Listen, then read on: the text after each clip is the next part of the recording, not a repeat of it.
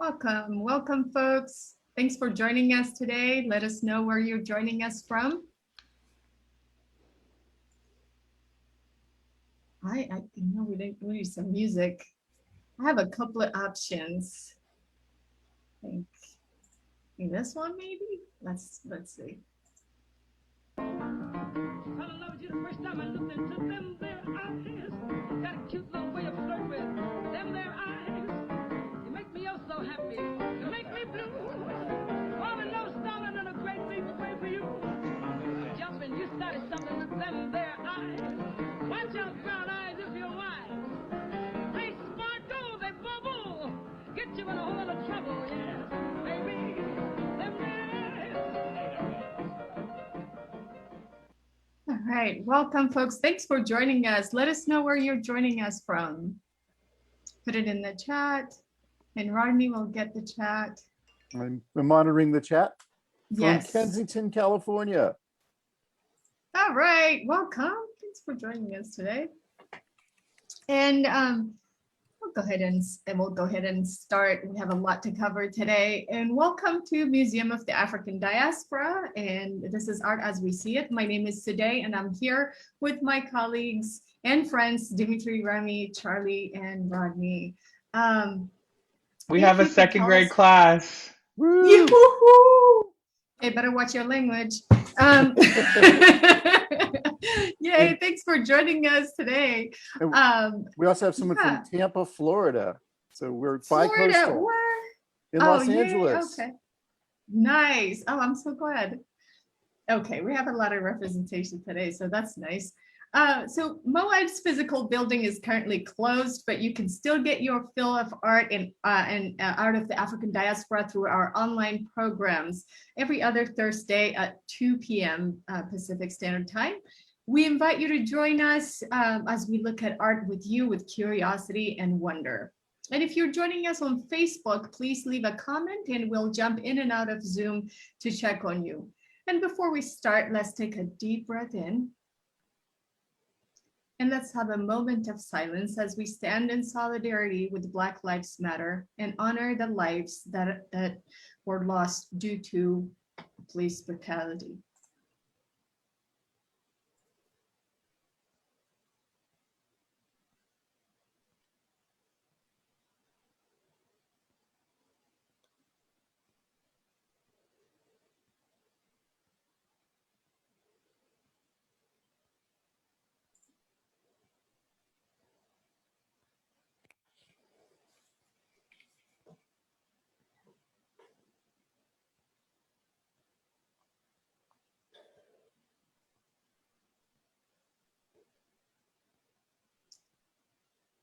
Thank you. And as many of us are settler, immigrants, or descendants of those forcefully brought to this continent, our institutions were founded upon exclusions and erasures of the indigenous people whose land we are located.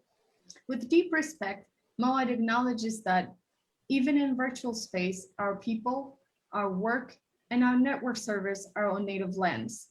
And thank the indigenous people of the Bay Area who have stewarded this land throughout the generation. Also, if you would like if you know the name of the native name of your land where you are, you can put it in the chat.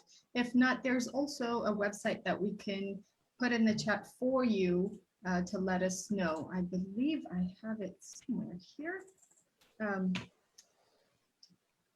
Thank you, Ronnie. Yeah, for some reason, I lost my link to the website. We'll go ahead and start. All right, today we're presenting a few of Van Vechten's photographs of the most important and beautiful figures of the Harlem Renaissance. I want to give my gratitude, first of all, to everyone that makes public domain archives available to all of us, to the public, and all of the images were sourced from online public domain archives. So yeah, Carl Van Vechten, you might ask, You mean to tell me you couldn't find photos by James Van Der Zee, Don Hogan, Charles, or any other Black photographers of Harlem to feature? Yeah, you would be right. We could, but what's the controversy and the drama in that?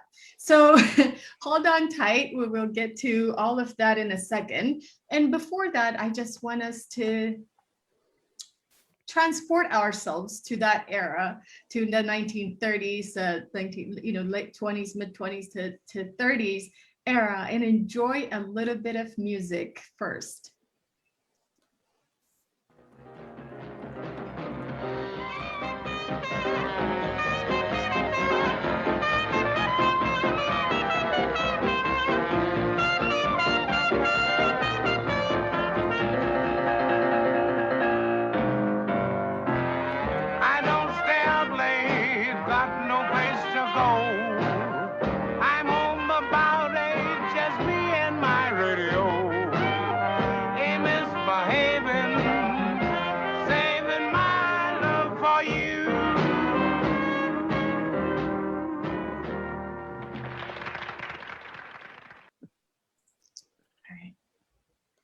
So who was Carl Van Vechten? So he was born in 1880 in Cedar Rapids, Iowa, and following his passion for music and theater and everything creative, he left Iowa, and in 1899 he went to Chicago to attend University of Chicago, where he pursued writing. His career in writing led him to a job at the New York Times in the early 1900s, where he became the first American modern dance critic. And he left that job shortly in 1914. Actually, it wasn't that short. I guess 4 years nowadays is a long time to work to write full time. And somehow, and we'll talk about how he got access to the Black community in Harlem, somehow he became very interested in promoting Black artists and writers. And he was an avid collector of anything and everything related to Black culture. And he frequented and visited Harlem quite a lot. And that kind of became the inspiration for his controversial novel, which I will not name. And it's controversial. The whole conversation is controversial for the docent group. And I can tell you that this has been interesting getting ready for this presentation. And in the late 1930s, he learns from another person of color, who's Miguel Covarrubias. He was a mural artist. He learns about the 35 millimeter like a camera, and he began photographing his circle of friends and acquaintances, and not just people in the Harlem, but the creative movement of the time. And and his wife, then his second wife, he'd gotten a divorce before moving to New York. And then his second wife was an actress and kind of gave him access to the creative minds of the Harlem Renaissance. And his early career in writing helped as well. And some of his subjects from the period included Langston Hughes, which we'll look at, Bessie Smith, James Baldwin, and W.E.B. Du Bois, although he didn't agree on a lot of things that Van Vechten did. Van Vechten's photographs have been widely exhibited and frequently used as illustrations in books and magazines. He didn't sell them. His whole idea was, he felt very strongly that his collection of anything, ephemera, everything related to Black culture, including the photographs, he wanted it to be for research purposes and for schools. And he presented various parts of his collection to several university libraries. And thank goodness for the Library of Congress, we were able to look at and get some of these photos. So that's summing up his life, Van Vechten's life. And now I'm really excited actually to hear about the lives of the subjects, the photographed folks. And we'll talk about Van Vechten in various forms. The first figure the first amazing creative mind that we'll talk about, and beautiful person we'll talk about, is Langston Hughes. And the reason that we put Langston Hughes first is because of the complicated and long-time friendship of Van Vechten and Langston Hughes. And Langston Hughes, a great mind, a great writer, and Harlem Renaissance figure. He celebrated, respected Black culture. He could not separate himself from the political things that he's personal from the political, although Van Vechten thought otherwise, but why does that matter? He's not, he's not a Black man, Langston Hughes was. So he couldn't really separate himself from the lives of all Black folks that in the US. And he followed Black culture so closely at the time. And that also gave Van Vechten access again to more access to Black culture and the figures of the Harlem Renaissance. And now also I want to mention that Van Vechten supported Langston Hughes' career, and he was instrumental in getting his book published, The Weary Blues. His book published with Langston Hughes. So there's that relationship, that friendship that lasted for about 40 years. Langston Hughes was about 22, I believe, when they met, and that relationship, that friendship lasted for a long time. So yeah, and looking at this photo, I think that one thing that just stands out to me is the discomfort that I have with the shadow, and the comfort that I have with the shadow on the right. We will see that shadow repeating itself throughout the talk that we're going to have. Just keep in mind that I think Van Vechten did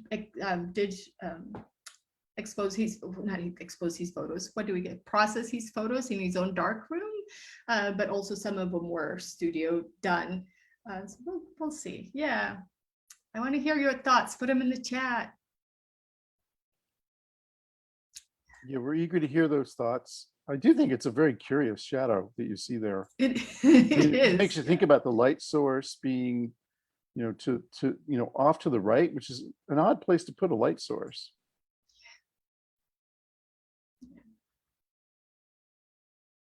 And I think that just kind of became a signature style too.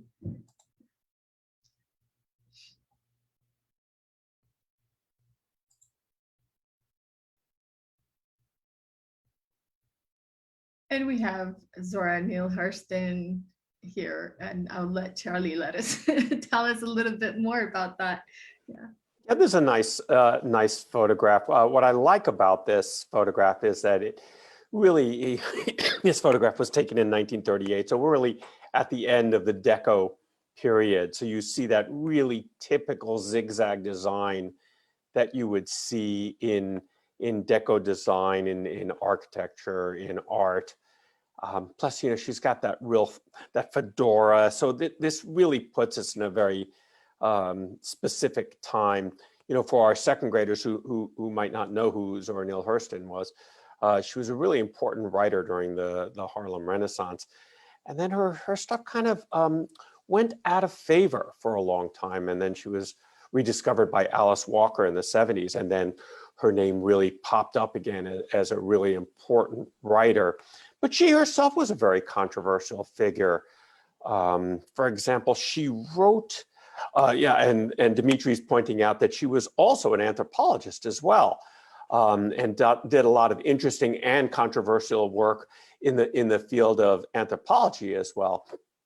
And I think that it's interesting because her work you know, initially was greeted with favor. And then with some of the younger writers, they didn't like her use of the dialect of the area that she was writing about, and it fell into disfavor. I think most of us who read her work now, that's one of the joys of her writing, is that, you know, she really does have this great ear for her dialect.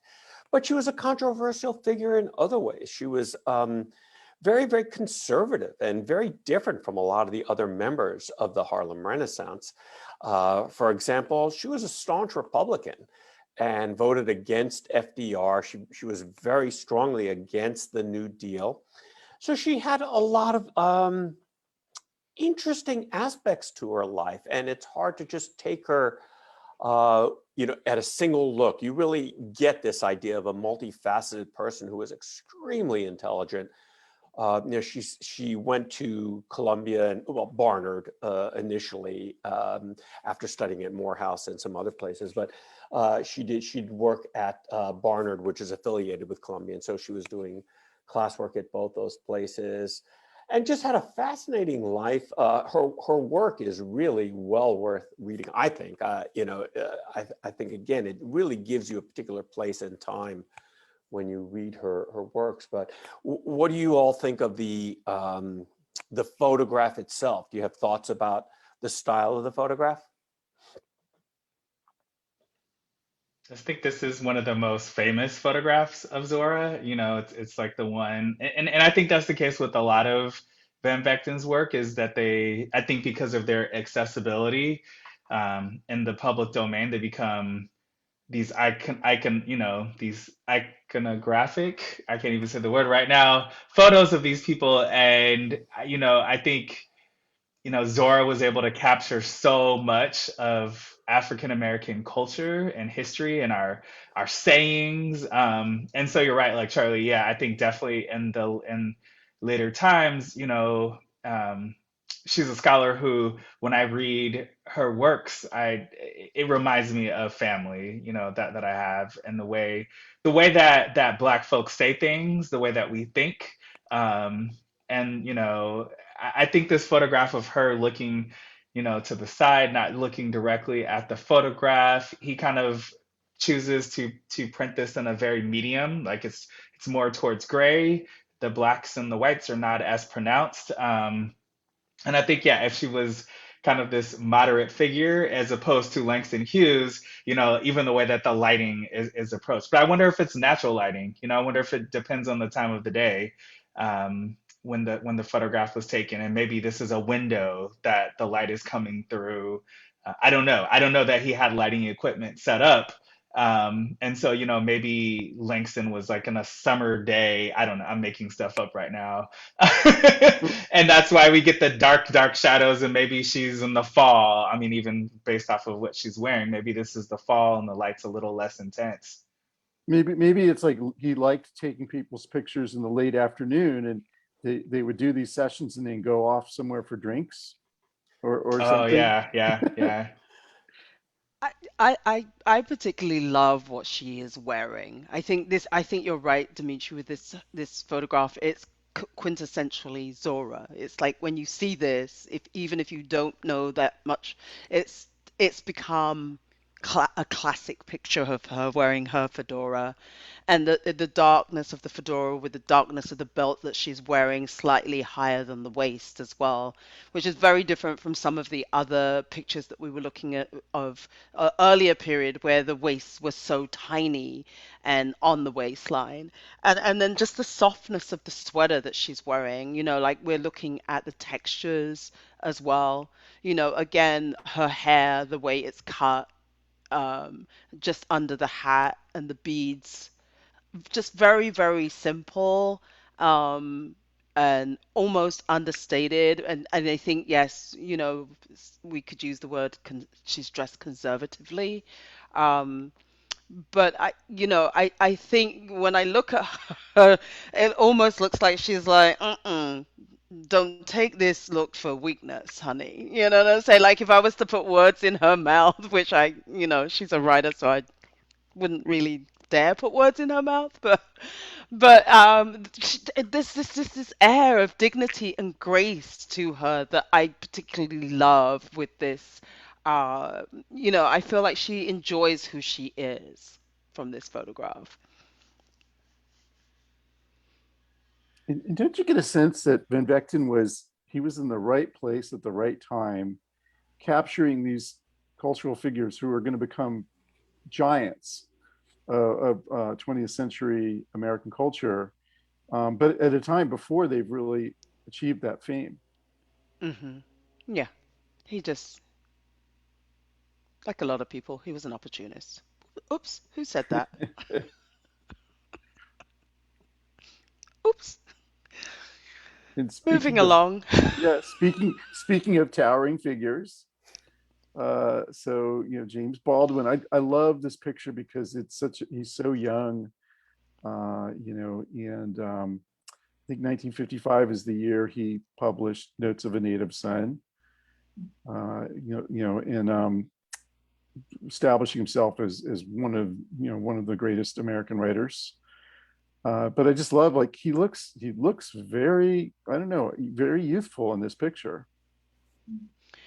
I think the interesting thing for me about James Baldwin, aside from all the stuff that we know about him and, just his gorgeous face, but I think when you look at him throughout his different ages, it's just still so, so as people sometimes age, they don't look like their former selves, but he's so distinctively James at all ages of his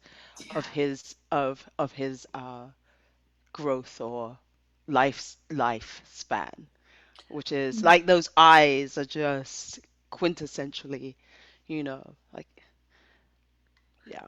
You've got so many writers who really don't have that much of a public life, but he does. Like, he isn't just behind the typewriter. He's also really out in the world as a public intellectual. And so those eyes are something. They're eyes that we all became very familiar with over the years. And I think also, as you say that, Rodney, as well, I think, like when we think of writers, especially contemporary writers right now, who, like you said, sit behind the typewriter. But I think when you think of Harlem and the Renaissance period, it's like most people were also activists. So you didn't Mhm. have the luxury of just, especially being at that time. I don't even know this time. I don't know if black people have the luxury of just doing one thing. You know what I'm saying? There's this part of us that becomes activated or has a voice or has a unique perspective on what's going on in and around us. And, the eloquence of language, if you were gifted with that, you capture that. But commentary is it's part of the oral tradition, even though he's a writer, of capturing what's going on and telling it like it is and communicating that out as well. So yeah, just such a beautiful soul. I just want to mention that Anita, on the prior photograph of Zora Neale Hurston, said it was a beautiful photo. Softness, tailored fedora is fashionable. She looks intelligent. You capture all these things in that. But if we can go back to the photo of Baldwin, one of the things, again, if I look at this photograph as a pure portrait, there's some things that I really like about it. In this particular case, I think he uses a very interesting background, and you get these very, very angular shapes. And again, those angular shapes become echoed by his collar. He's wearing his collar up a little bit, which really emphasizes the triangular tabs. And then you have this sort of triangular movements in the background, which I think are really fascinating. In that sense, I think this is one of the more interesting portraits that Van Vechten did. And also you get all these different, excuse me, tonalities in the background. And because of that, you get all the different tonalities in the face. I think it's an interesting technique. And as far as a photograph, looking at from a photographic perspective of a portrait, I think this one works really well. Yeah, this photo also reminds the way that he's posing kind of reminds me of Giovanni's room, which, I was like, oh, this kind of that's the softness, the lightness of the book that I remember and just looking at it and then looked it up, and he had that was published a year after this photo was taken. So I'm wondering if he was in the process of writing that book when this photo was taken. There's something about the way that he is in this photo that just reminds me of some of the things that I remember from Giovanni's Room, which is a queer novel, and it takes place somewhere in Europe. Yes, a queer novel that takes place somewhere in Europe, and it was one of the first books that I was just like, wow, this is it was a powerful book for me, and this pose and the way that he's looking just reminds me of some of the things that I remember from the book. Yeah.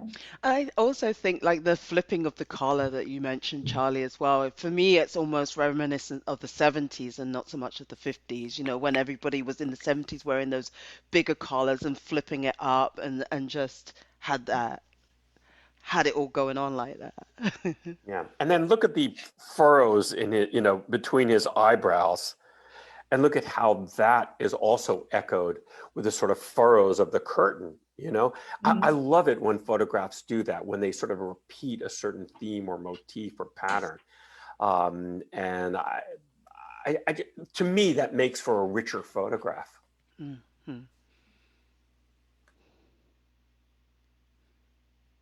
That's a good one. And someone I did not, so the next photos are someone that I did not know about at all, had I not seen the artwork, Dimitri's artwork. And Dimitri's artwork was my introduction to this person. So Joe Louis, just a fascinating character, and thank you for introducing me to him. Yeah. What do you And say, I think Dimitri? I And think Remy? Remy was gonna take this one, right? Oh, I thought you were going to take it because you're the expert on boxers and boxing. Okay, I'm not the expert on boxers, but I am 100% obsessed with Joe Louis. He Right. is one of my all-time heroes, and I feel like he's one of these people that the more that you learn about him, the more obsessed will I become. Um, so Joe Louis, just talking about Joe Louis. So this man held the heavyweight boxing champion title longer than anyone else in history. And not only that, but he had just such this incredible he had this incredible role. This is 1941. Also, we have another photograph of him in 1941. Let's just face it, like he was a very, very good looking man, very, very dapper.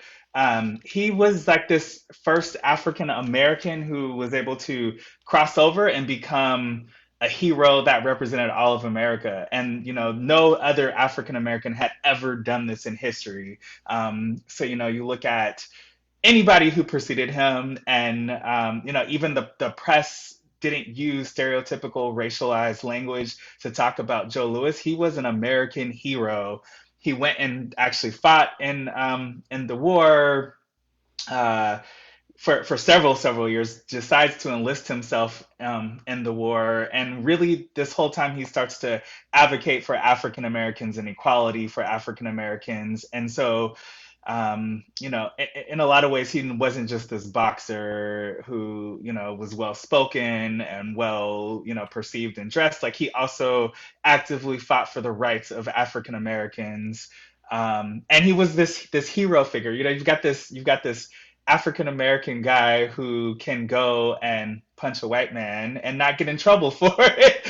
So it was a really big deal. Another thing about him that really moves him into the center of America, like to be a hero, an American hero. This is the other photograph.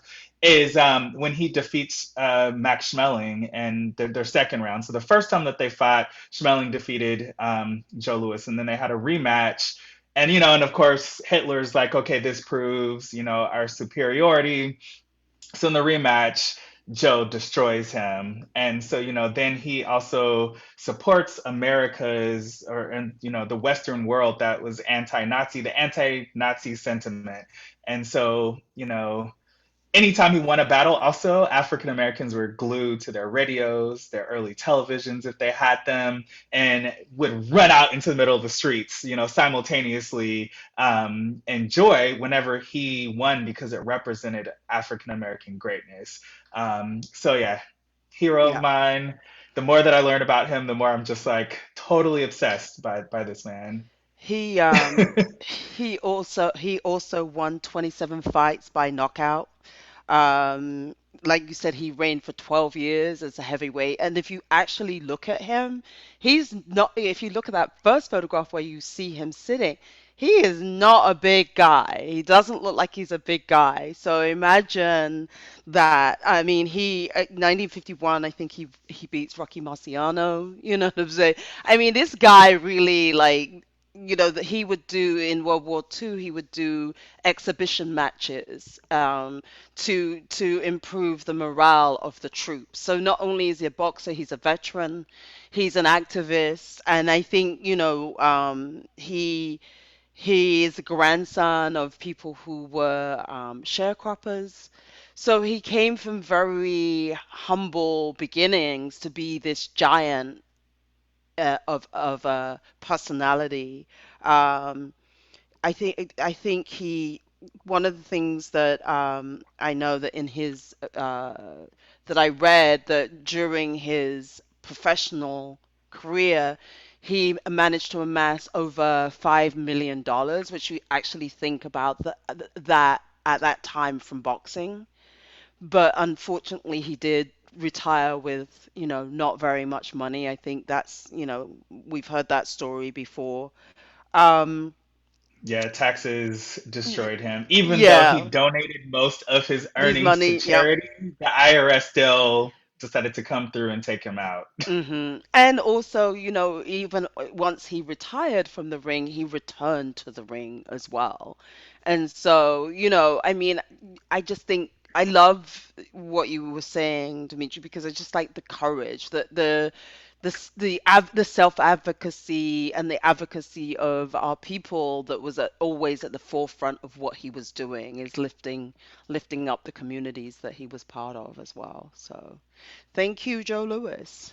Yes, thank you, Jolis. And these photographs also are taken by Van Vechten in this period after he has defeated his title or had to defend it. He had to defend it 13 times because after he became the heavyweight world champion of the world, and all the way up until the beginning of 1941, so until May of 41. And so this is just a few months after, him defending his title, and then just months before he goes off to enlist in the U.S. Army. So this is the time period that Van Vechten spends with him is also this really kind of important role, and then you start to see him shift after this period into this like hardcore activist.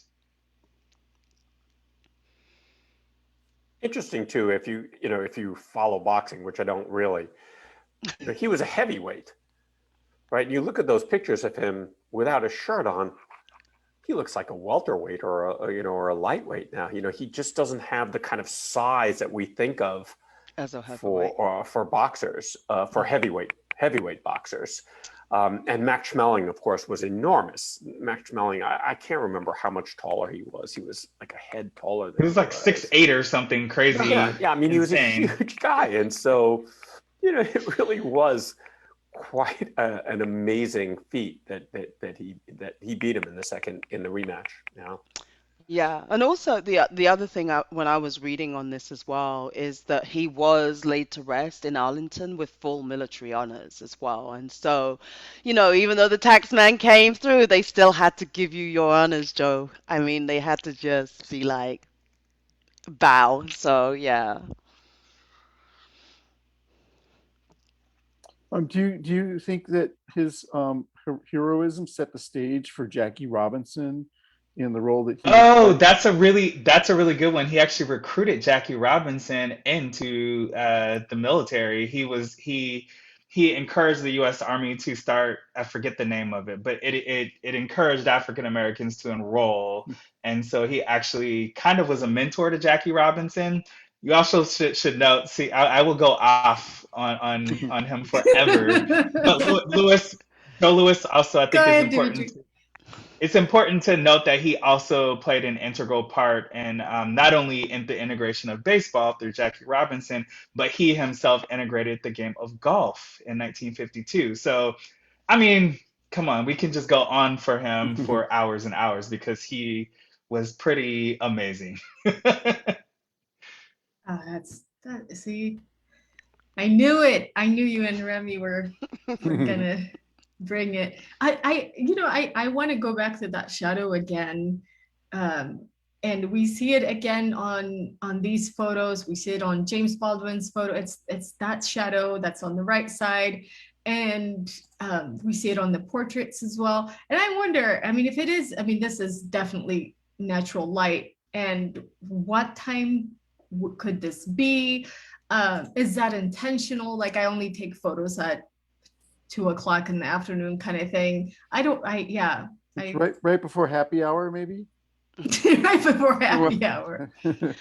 Well, I think, just in terms of, what Dimitri was saying, whether he had lighting equipment, but also as a photographer, working with natural light and working with what you have available, or when the schedule of the people who you're photographing is available. I'm sure all of that had some kind of impact on, like not having to hire, even for Van Victor, not having to hire a studio or having access to a studio. I mean, I think, even now we look at him and, the photographs, but I think at the time, when I see these, I feel like we're still looking at somebody who's developing their own particular artistic eye, by putting the shadow on the right. I mean, these are the ones that survive that we see, but what were we looking at the outtakes? You know what I'm saying? Yeah. Where the stuff that didn't make it into the domain as well. No, And then that's a good here I'll go off also on my girlfriend Bessie Smith. Another figure that I'm totally obsessed with, the Empress of the Blues. So she was the most popular blues singer of the 1920s and 30s before her tragic death in a car accident. But what I love about Bessie was, okay, so we talk all the time about respectability politics, especially for African Americans, and when we think about someone else like W.E.B. Du Bois, she defied all those. She was like, hey, working class women don't have to be refined and polished to gain their respect. This woman could hit back bottles of whiskey and say whatever she wanted to say. And I just like, how can you just not respect that? She just becomes this icon that still exists, and her music is absolutely phenomenal. She recorded over 160 records or tracks, I guess, with so many famous musicians, like I don't know, you name anyone famous, trumpet players and pianists at the time, and she was playing with them. Who else is talking about her along with me? Because I could go off forever. But one of the stories that Bessie loved to tell, because I love the stories, is how. So when they talk about how Van Vechten was actually queer, and his wives were more of a beard for him to, not only did he use them to gain access to celebrity, but he I guess used his wives for respectability. Well, I guess his wife Marinoff also liked women. And so Bessie's one of the famous stories that she liked to tell was, the Van Vechtens had a party at their apartment and invited people over, and Bessie's hitting back the whiskey and she's singing, and on her way out the door, Marinoff tries to land a kiss on her. Bessie throws her to the ground and tells her to get off of her, and uses some expletives, which I won't say because we have some second graders on here. But anyway, it's just like she is this woman who get given all of this, this fame and this attention, she could have lost her roots. But she didn't. Her parents died when she was very young. Her and her siblings would go basically busking on the corners, to raise money, for themselves to survive. And so singing was in her roots, and being on the streets. Like, she never decided to change herself to fit into respectability politics. And for that reason, I love this lady.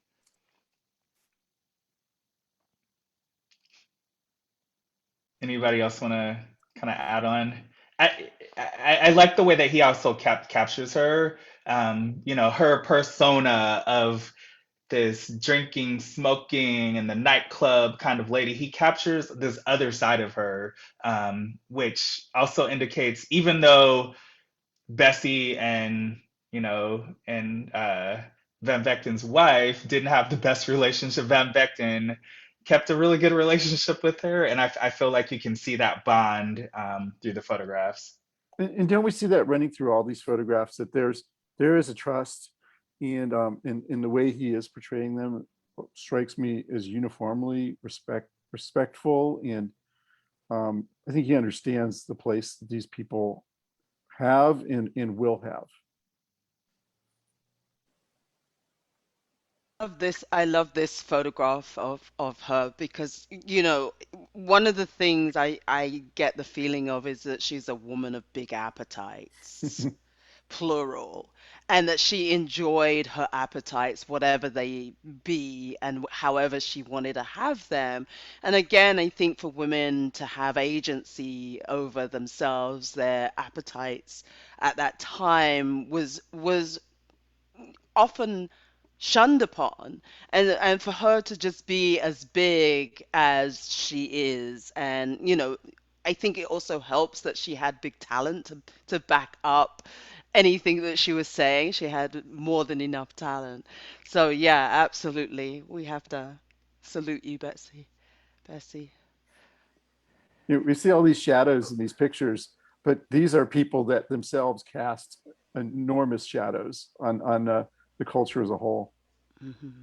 Like, I think of Bessie Smith in relation to rock history, and the incredible influence she had on people like Janis Joplin and others. Yeah, and she was one of the highest paid performers of her time. So it makes a huge difference as well. She was paid, unlike many of them that we encounter, and even you know the one thing I would say is that Van Victen did not have, his background was very, very different from the subjects he was photographing. I don't think they were, if two people could be friends that don't have anything in common in terms of their upbringing, it's him and his friends, to be honest, because um, just the fact that he just got up and left his writing career, and he still landed on his feet, and there was there was so much to help him and to support him, to do what he can, and have access to a culture that culture did not have access to exploit, and take advantage of, um, white folks, but white folks could do that. And so it's the dynamic, the power dynamic in our society also, all of that. And I don't, that he had strong friendship with all of these people, but it's something to think about, is that they had very, very little in common, from what we can understand and what we can see. Even Zora Hurston, if we look at her life, she was serving tables, and she was struggling, doing multiple jobs, to support her writing career, which Van Vechten did not have to do. And so all those kind of things, as he photographs these folks, and as they are being photographed by him, I wonder what comes up, and the conversations that they have as friends. So yeah, I just thought that just reminded me. But Remy, Oh. Dizzy, dizzy, dizzy. Yeah, I had, when when you sent over the photographs and there was a couple to choose from. Of course, I wanted all of them. I have my team know that I have all these dead boyfriends. Not that, and none of them I've dated and none of them I killed, but they're just men that I love and am collecting. I am moving on to live ones now, so feel good for me. Dizzy Gillespie. I, the reason I really chose this particular photograph of him was because he is more. A lot of the photographs are of him playing his trumpet, but I wanted to see him with his trumpet and I wanted to see more of him. And I see him in his suit with his trumpet and his glasses, his signature glasses. He was born John Burks. He was born in 1917 and left us in 1993 at the age of 76 years old. Not only was he a trumpeter, but composer and band leader. I mean, he is credited as the godfather of jazz. And let's just say that. I don't know what else I can say about, how much higher you can just be attributed to being the founder of modern jazz. He played with, Cab Calloway, Charlie Parker, Max Roach.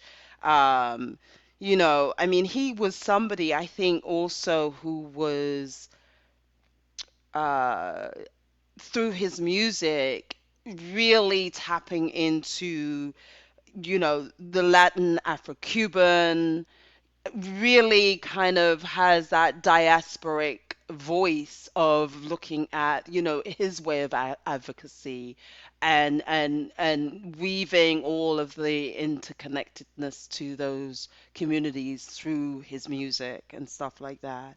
Um so one of the things that when I was looking at, I was like, well, what do people don't know about him and his trumpet? Is that the bell, the way he started playing with the piece at the end of his trumpet was purely by accident. It was, again, as these things become iconic, we look at him and we say, oh, the bell is iconic, but do we ask, well, how did it get that way? And apparently, um, he turned it upside down after somebody had fallen on it and dented it, and then became this unique iconic sound. And the like we were like, oh, he's a genius. No, again, it was just something that happened in the moment that he then included in the moment into his music that made a different sound. And now that's uniquely his and iconically his sound and shape with the bell at the end of his trumpet. So I just wanted to share that as we celebrate him and his genius and his, of course, gorgeousness, because I'm all about, the gorgeousness of Black people. Mhm. um, yeah, that's it. If we could go back, Sade, for just a second to the photo of Dizzy Gillespie. And again, I don't know if this is deliberate or not, but one of the things that I really love about this photograph is that you see these horizontal lines, and it almost looks like the horizontal lines you would see on a musical staff. Hmm. There should be five. So I see 1, 2, 3, 4. I can't quite tell if there's a fifth one there, unless we count the one, right at the very bottom of the corner. Yeah. But I just like that whether he meant it or not, sometimes photographers get really lucky and they evoke something that they didn't really intend to do, right? So I don't know if he got lucky or if he really meant to give us that thought of the lines of a musical signature in the back. But I think it makes this portrait that much deeper, Hmm. and And more also interesting. again where he puts the shadow in this one, like below the knees as well, Mhm. which is again he's playing with that shadow as well. Yeah. But You It's know also, what, Charlie? Yeah, yes, go ahead, sorry. Sade. Go ahead, The Sade. lines on the bench, the stool as well. And now, thanks for making. You're always make me pay attention to these things. is the lines on the stool as well being parallel. I hadn't seen that in any of the photos, and then the background, the lines. I'm able to put that. Like, I know I could put that together, and I kind of like that. Yeah. Yeah, we can't unsee that. Like now, we'll always think of that when we see this photograph. Yeah. Thanks, Mhm. Charlie. Sorry. But the other thing I love about this photograph is that, God, don't you just want to have a beer or a coffee with him? You know, there's just something, I think he's captured this warmth and friendliness in that smile that I think is really wonderful. You know, obviously, if you're taking a picture of Joe Louis, you want him to look mean and tough, and you know. But Charlie, I don't think he does look mean and tough. I think I was going to comment on that. I think he looks very much a peaceful man in those pictures. Okay, well, I'll give you $100 to go a couple of rounds with him. Let's see how you do. You'll end up looking like that trumpet. So like Remy. I'm fortunate. I've got a lot of dead sparring partners. And then Sarah is asking if there's a mute On the stool. on the stool. I think it is just I the don't bell think of so. the trumpet. Yeah. It's because of that unusual trumpet that he used. It's a wonderful way that it's portrayed in this picture, I think. Mhm. Yeah, it's great. And incidentally, what's funny about this is that he really embraced this. You know, Remy tells a story about how it got bent. But if you look at later photos, his trumpet case is then he has these custom trumpet cases made to hold that bell up like that, which I think is really fun and interesting too. That, you know, most trumpet cases are purely long rectangular. His was more like a suitcase because it had to fit that, you know, the bell coming up. Oh wow. So this one's me.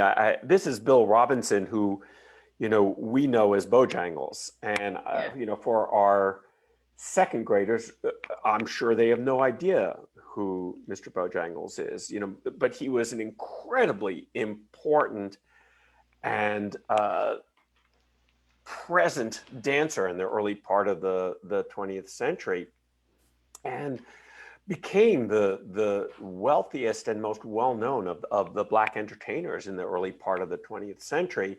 And what he was really known for was his tap dancing. And he had a very unique style. He had sort of a signature move that he would do on stairs. And he tried to patent that move unsuccessfully, but that's really what he was known for. And he would travel with this set of stairs that he had made for him, where he would do these very, very fancy tricks. But he had a lot of other firsts, which I didn't know about. First of all, the term copacetic. I don't know how many of you know that term copacetic. I remember the first time I heard a human say that word was my chemistry teacher, who would sit there and go, "Is everything copacetic?" And I remember thinking, wow, what an unusual word. And apparently that word is credited to Bill Robinson as the person. Now, I don't know if he came up with that word or not, but they certainly credit him as the person who really spread that word around, and it became associated with him. But he had lots of other really interesting facts in his life. For example, what he would do is he would do these, whenever he had a show coming up, he would do sort of, oh, I'm sorry. Sade asks, what does copacetic mean? Great question.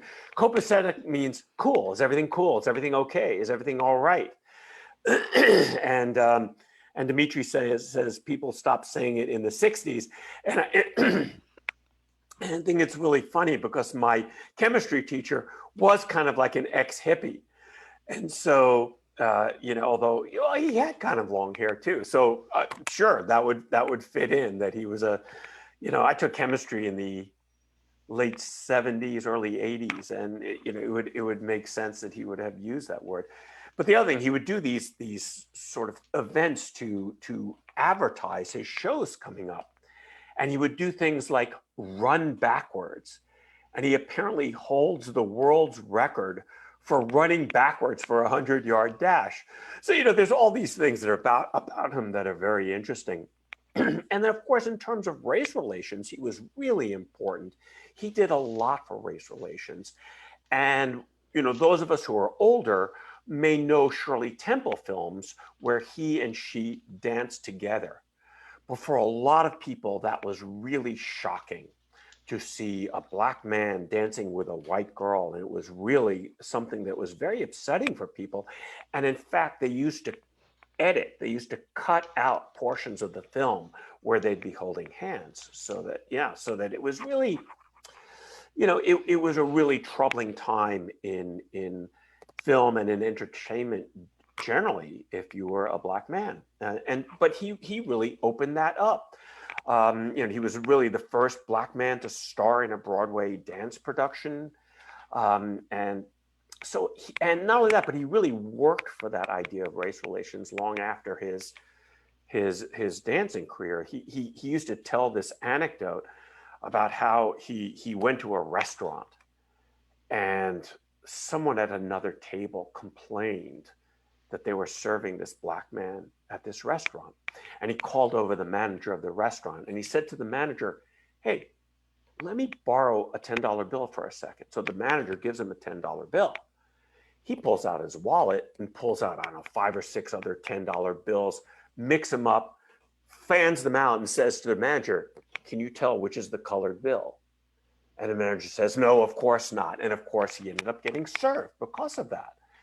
But, so on the one hand, he's doing a lot for race relations. On the other hand, it's deplorable that he even had to go through that charade to be able to be served at this restaurant.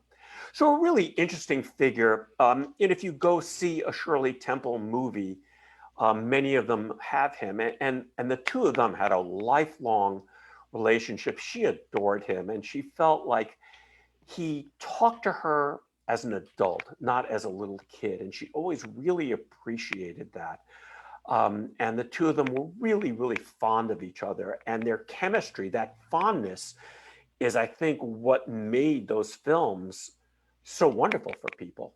That it just didn't seem as Hollywood, as made up. It really was a genuine fondness. So I want to go to this as a picture, though, as a photograph, as a portrait. So this particular portrait, I'm not particularly fond of. I think that for me, it doesn't really work as a portrait. What does this tell us about Bill Robinson? Does it tell us of that history? Does it tell us that he was a dancer? Does it give us a sense of what his personality might have been? And I'll leave it up to you guys. You may very well love this portrait. For me, I love this one. Do you? Tell me why. Tell us why you go. And again, this is what's great about art. I like this one because I think also it features him. He's not an entertainer in this photo. He's holding a flower and he has that serious face, which in his other photos, he's entertaining. He's kind of smiling, dancing, moving. But in this one, I feel like he's, he could turn around and we can have that $10, that $10 meal that we just talked about. Like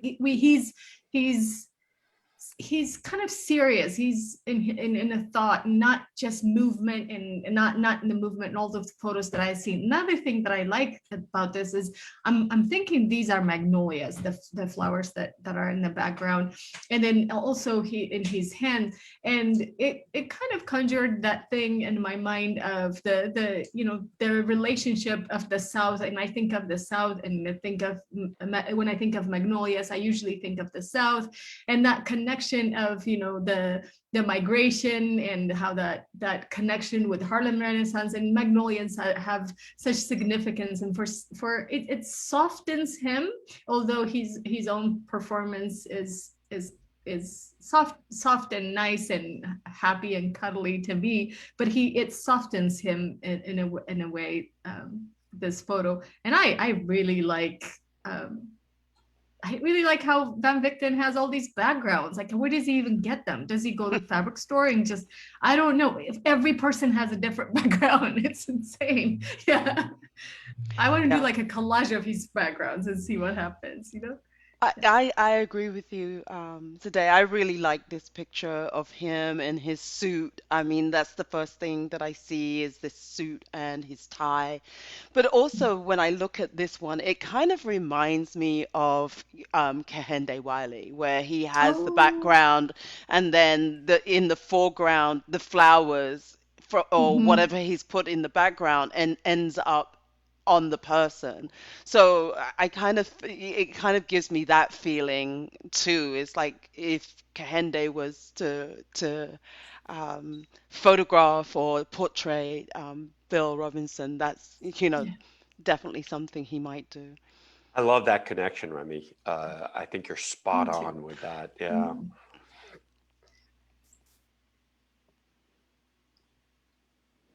Charlie, I think this is you too. I don't think so. I think Ethel Waters is you. Yeah, I didn't get assigned this one, but I'm certainly happy to talk Sorry. about it. But I think that this is an interesting photograph, and I think that if you look at a lot of the art and design that was coming out, not only in this period, but maybe even a little earlier, right? So this is 1934. But if you look at a lot of the uh, sort of European designs that were coming out, I think this photograph would be included in that. And for me, what I really like about it is, again, we're getting a really broad tonal range. If we could step back and see the whole picture for just a second. So, you have this very, very well lit, well lighted, bright wallpaper. And you can see the flowers are really, really light. And then you see this very well lighted, fancy earring that she has. But her face is really cast in shadow. And it really makes me wonder how he got that effect. It makes me wonder whether or not he may have put something across her face to Mm. prevent, because you really have inconsistent lighting here. In her neck and on the wall, very, very bright lighting. Across her face, very dark lighting. And I think it adds to the air of mystery. She's playing Carmen, and the kind of mysterious character that Carmen might be. Um, excuse me. And I think this one is again, as a photograph, is a little less interesting. I think he's trying to get that kind of like impish look of Carmen as well. Sort of partially hiding her face with the fan and having her eyes look away. But I find the other photograph a little bit more intriguing. Yeah. Thoughts, you guys? Do you agree, disagree? Well, Don't care? certainly Carmen, the character Carmen is one who lives in the shadows, so she's a perfect subject for Vinvected. And the interesting question you could ask is this a photograph of Ethel Waters, or is it a photograph of her character, Carmen? Yeah, that's a It's a great. great That's a question. great question. Yeah. And what do you think, Rodney? Oh, well, I think if we were watching a film, we would say, well, that, yeah, okay, there's Meryl Streep or Ruby Dee. We're going to talk about her. In that they're portraying a character, and they are different people when they're in these different roles. Mhm. So there's different layers to this. Yeah. She was a very close friend of Van Vechten. Yeah, and they have a photo together. I don't have it here, but they have a photo together. And he even introduced her to this painter, and there's a painting of her out there. That amazing painting that this famous painter, and now I can't think of it, had made of Ethel Waters, and I think it was Langston Hughes that introduced them. So when we talk about that community, also how close knit it is, and how people knew each other. Mm. Yeah. I think Dimitri was saying also about Yeah. black women in opera, was a big Mm, deal then. I think it's still a big deal, though, to be quite honest, Dimitri. yeah. It's like when we think about the black opera divas who, that are in that space right now, and I think there's a whole other show on black opera Mm. that we could do, you know. So Remy, we'll, we can do that. are we moving on Yeah. to Ruby D? Another, Yeah. and um, this photograph, I think you said it was taken in September of 1962, which is interesting to me in particular because I was in vitro at that point. Um, Thanks for sharing, Rodney. but this was like that was a very important year for Ruby Dee because she had just released A Raisin in the Sun, or it was released in Mm. it would be released. It was released the previous year, and I guess for us, what's really interesting is that she's about 40 years old in this picture, in the middle of an amazing career, which would she was in both the play and the film. The play would have, I think she created it in the play, and then it was brought to film in 1961. But then in 1989, she's in Do the Right Thing. And then she even performed in her 80s and was nominated for an Academy Award. So it's a really interesting portrayal of her. Now, we are not seeing her portraying a character in this picture. We're seeing her, I think, portraying, this is her Mm. in what is probably backstage in a dressing room. Hmm. So kind of an interesting moment, because that's got to be, what's it like to be her backstage about to go on stage, trying in her dressing room, trying to maybe get a moment of calm before she steps into the spotlight. Can we just talk about how stunningly gorgeous she is Yeah, that's and what I was. how he captures her, and my gosh, like she is just the epitome of absolute beauty. Like even Mm. even a classic Hollywood beauty, which is an interesting thing to say about an African American woman. She's just drop dead gorgeous. And just to circle around to Zora Neale Hurston, um, I listened to Their Eyes Were Watching God, read by Ruby Dee. And Mm. Oh, wow. it is one of the best performances. I listen to a lot of audiobooks, and there are, good readers and bad readers. And she is just an outstanding reader. And if you've read the book, you know how difficult those like patois of that era, it's just so hard to capture, and she kills it. She's just so good. So if you listen to audiobooks and you enjoy audiobooks, I would check out her recording of Their Eyes Were Watching God. It's really great. Really like Lucrece's comment in chat, her eyes in this one. There are a lot of these photographs, he does a really good job of capturing people's eyes. Hmm. Mm. Did you know? I learned that her name D, I can't say her name without the D, right? And so she was married to a blues singer, Frankie D. Brown, and she put the D part as her middle name, and she kept it even in her, the later marriage or anything. She didn't change it, so that became her thing, Ruby D. And so it's kind of cool that that wasn't her given name. That was a chosen name. She just put it in the middle. So yeah, she's Yeah, it's gorgeous, this photograph as well. That photograph is. Yeah. I love this one. There's a couple of them I love. I think they're really great. Charlie, you might like this one too. Yeah. Mm-hmm. Yeah. Oh my gosh, her and Ozzy, yes. Yeah. Uh, Yes. In their activism work and the political work, and this one, they're just, they're a couple. They're just lovingly looking at each other, and it's just so nice. I don't even think about their careers when I look at them. No. And I would, but you know, that relationship lasted the rest of their lives Yes. Yep. together, you know, that we get Yes. to Yeah. see. And when they're in their Mm. 80s, or even they're in their 90s, maybe their 80s at least, I'll say. So I don't know. I'd imagine, is this towards the beginning of their relationship? And, you know, we get a little Imagine. peek into Yeah. that. And I think also So, if you look Oh, at some of the 61. if you look at some of the TV shows that they're in together, they still look at each other like that. Hmm. You know, even in Mm. character, you still see them look at each other like that. I have seen it and like, wow, you can, yeah, it's beautiful. Oh, I great it's didn't even acting. know Is they that had what you're an in saying, Remy? action. autobiography. What'd you say? What'd you say?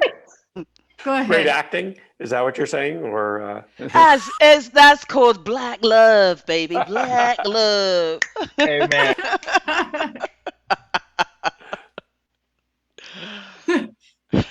And did you know, okay, did you know that they had an autobiography? I did not know that. Or they wrote an I, autobiography together. yeah, Hmm. together. Yeah. But last but not least, we Okay, so have yes, Jacob we. Armstead Lawrence. Yeah.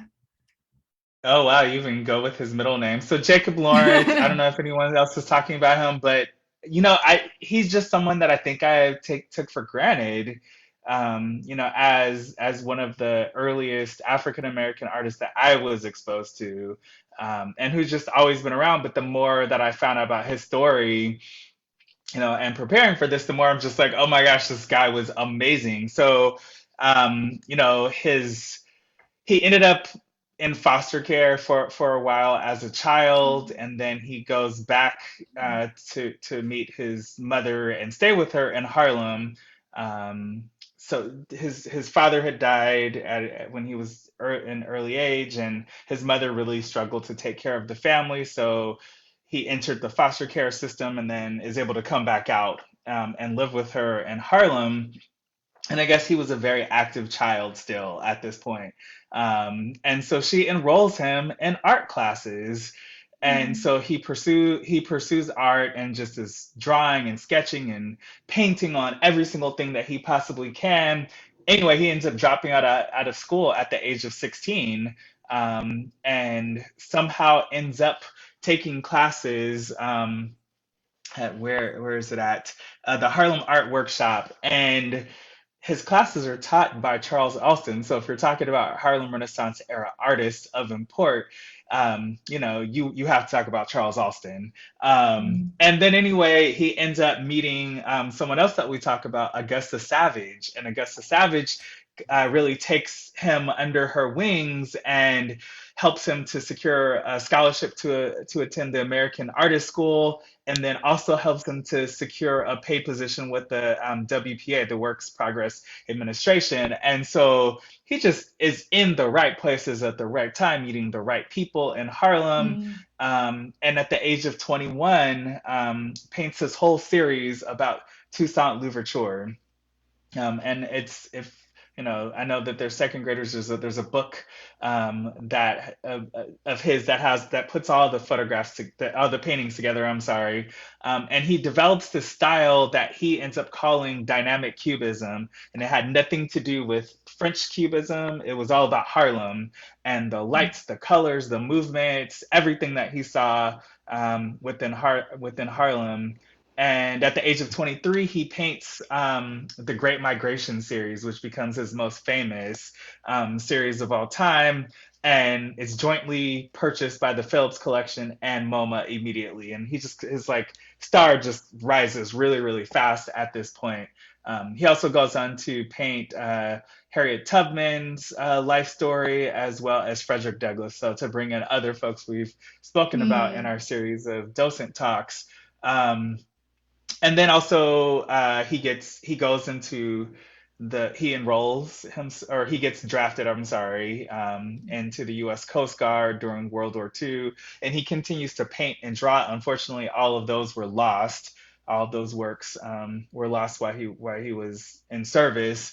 Um, but he also, I don't feel like we can talk about him without talking about his amazing wife, which I think we're going to talk about later, Gwendolyn Knight. Um, Yes. I think we're going to focus on her work, and her work will blow your mind. But together, they started a foundation which focused on children's education, and now really works to establish or to spread their art throughout the country. So Well, just an thank you amazing so figure. much. Yeah, what a way, what a way to end our presentation today. And for the first time on time, too, kind of. Kind of. But Zora. thank you so much, everyone, for joining us today. And I really, really appreciate Dimitri, Remy, Charlie, and Rodney so much, and everyone that contributed to our conversation. And please, we'll have a Father's Day talk on the 17th. So I hope you can join us, and we have other programs, and check out our website to see what we have going on almost every day at MOAD. And also let us know your thoughts. There is a survey that will go up right after this. Thank you, everyone, and see you in a couple of weeks.